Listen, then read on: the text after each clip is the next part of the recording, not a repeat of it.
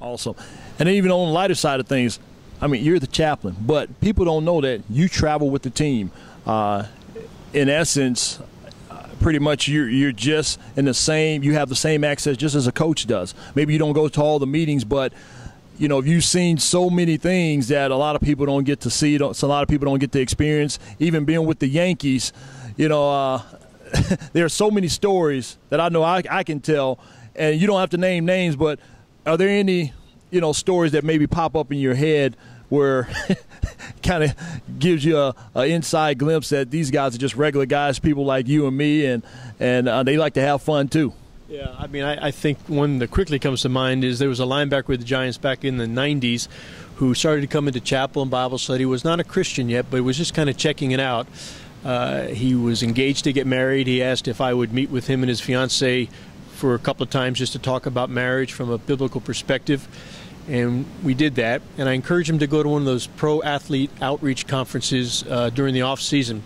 He and his fiancée at the time decided to go. They, again, had not yet committed their lives to Christ yet, but at this conference did that on a Saturday night.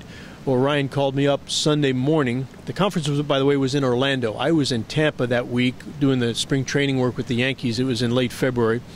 And Ryan called me up Sunday morning and said, George, Angie and I committed our lives to Christ last night, and we've been engaged. The wedding is planned for June, but they'd been living together, and so realized I'd come to grips with the fact that they needed to do it right, either live separately until their wedding in June or to get married. So he said, we'd like to get married. I said, that's great. I said, when would you like to get married? He said, we'd like to get married this afternoon.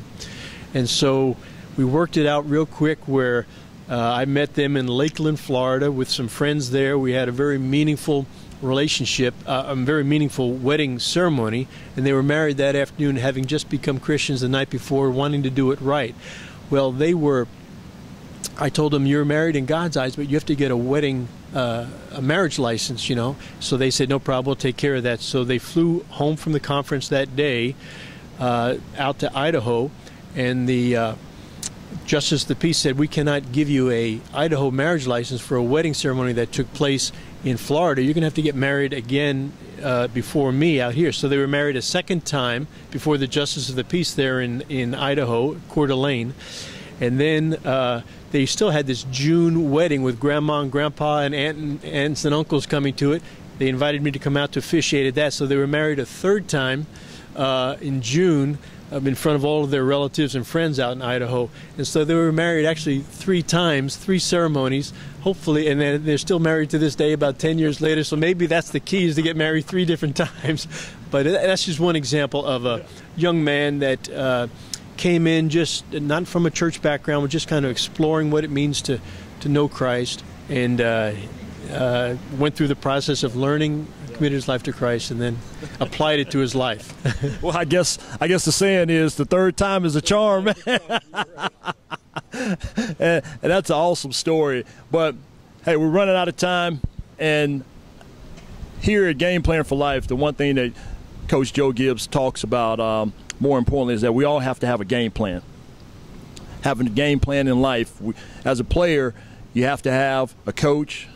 You have to have plays to be able to implement the plays on the field.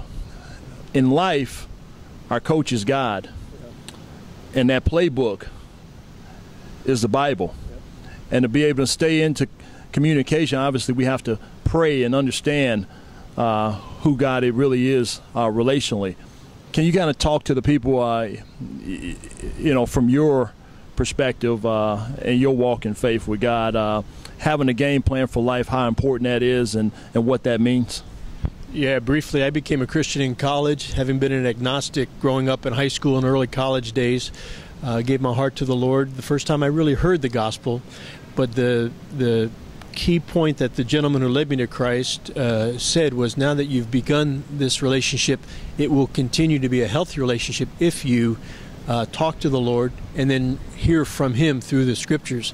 And so I began reading the Bible for the first time my freshman year in college, and I learned early on how important it was to have this game plan that you're talking about, an open communication with God, talking to Him, listening to Him by His Spirit through the Word, and then being involved with other believers on a regular basis, that important aspect of fellowship.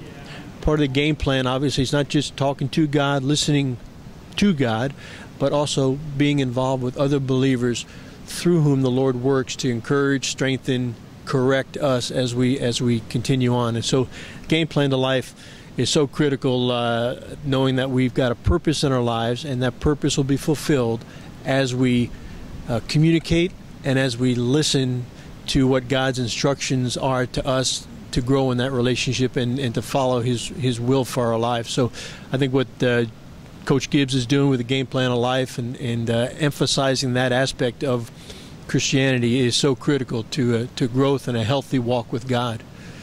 Well, I tell you, man, that is so well said, and we appreciate you for coming on and being able to open up your life, not only just as a chaplain, but more so as a man of God.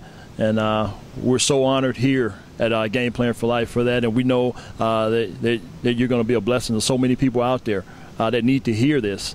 So I appreciate it, George, and we definitely stay in touch, man. All right, definitely.